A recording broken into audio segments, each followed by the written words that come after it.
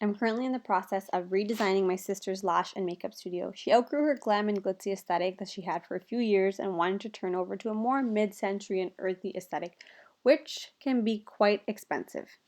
To make this makeover a little bit more budget friendly, we decided to DIY some IKEA Alex drawers into some West Elm inspired drawers for a fraction of the cost, and we are obsessed with how they came out.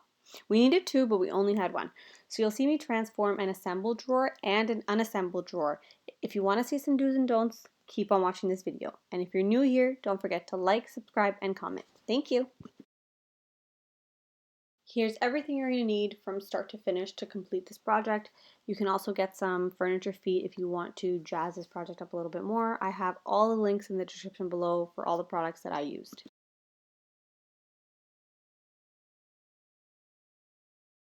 So for some reason, I decided to sand and stain the dowels before cutting them and applying them to the drawers.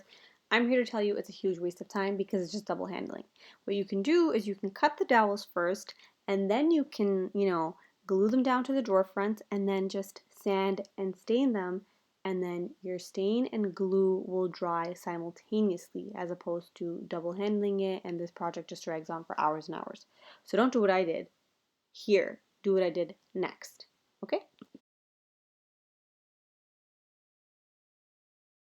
Here I'm just cutting down the dowels into several hundreds of smaller dowels to accommodate the length of the drawer front.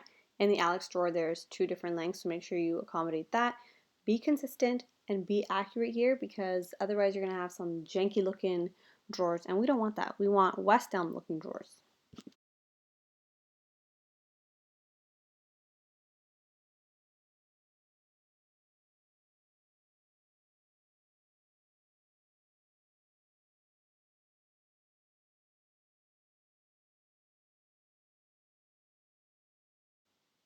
And now you're ready to glue your dowels onto your drawer fronts. You can do this unassembled or assembled. I'll show you both ways in just a second.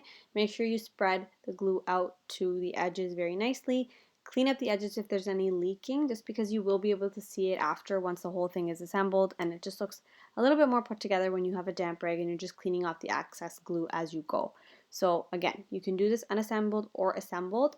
If you're doing this on an assembled drawer, make sure you're leaving like the slightest gap between your actual drawers. Otherwise, it's going to be really hard for you to open them. You can also keep them open with some clamps or something, but just keep that in mind.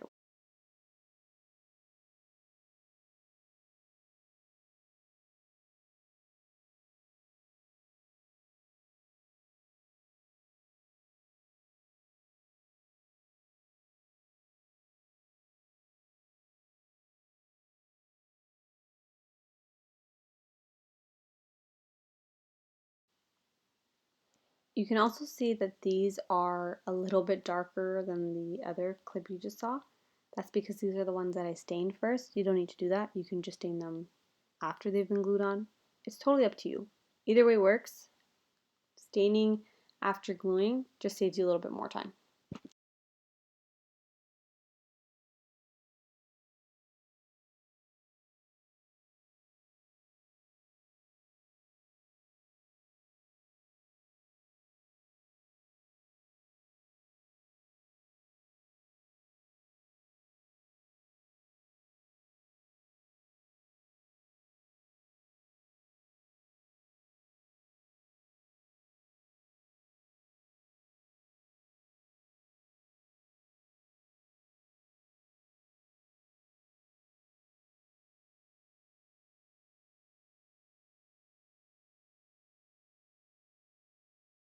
Here I'm applying a double coat to some of the drawers that I didn't think were opaque enough.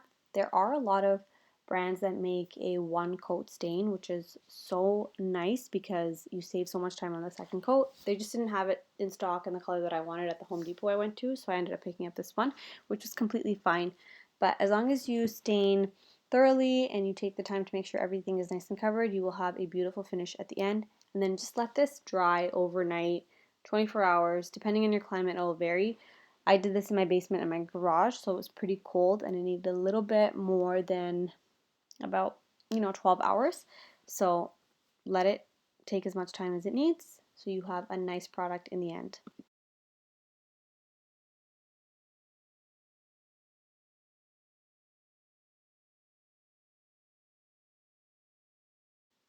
Then I let everything dry and I didn't move it or play around with it until it was completely dry because it just gets sticky and messy and you don't want that.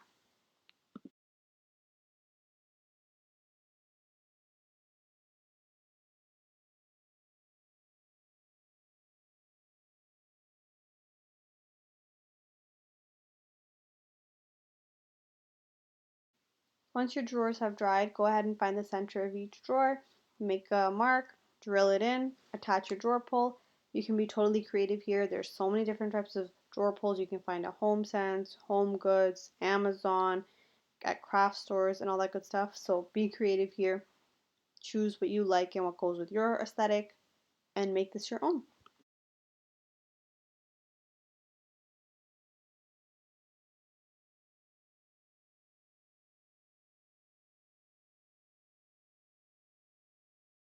And just continue this step until all of your drawers have drawer pulls in them. If you have an assembled set, just pull the drawers out, map out the center, drill them in standing up, attach a drawer pull, and you're pretty much done.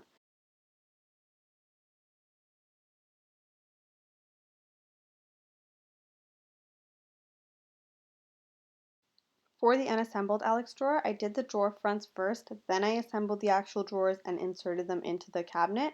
Both ways are just as easy. It's really just up to you and your personal preference. They both worked out great. They're very easy to do. It's totally up to you.